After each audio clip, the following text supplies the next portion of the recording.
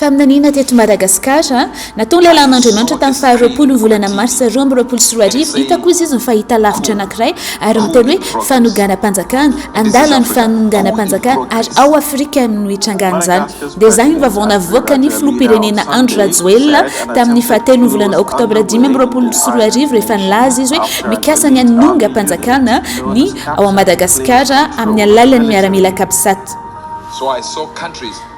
Naverina trany ity faminaniana ity izay nitranga tamin'ny faharoapolo volana marsa 2024 hitako izy ny firenena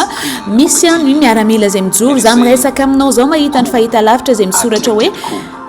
coup d'état na ihany koa hoe fanonganam panjakana na hoe andalan'ny fanonganam panjakana ary zay any amin'ny firenena afrikana no hitrangana zay dia izay no vaovao navoaka ny filoham-pirenena Andrana tamin'ny alahady ny fahatelony volana oktobra 2024 milaza hoe andalan'ny hanonga panjakana ny miaramila kapisaty ao Madagasikara. Zareo moa nangataka ny filoham-pirenena hiala teo amin'ny fitondram-panjakana tamin'ny fotoana io. Tsy fanambarana nataony abirahoan'ny Andrana ity dia ampilazana ny vaovao Iraisam-Pirenena ny zavatra mitranga eto Madagasikara hoe zareo te hanala anazy ankeriny eo amin'ny fitondrany.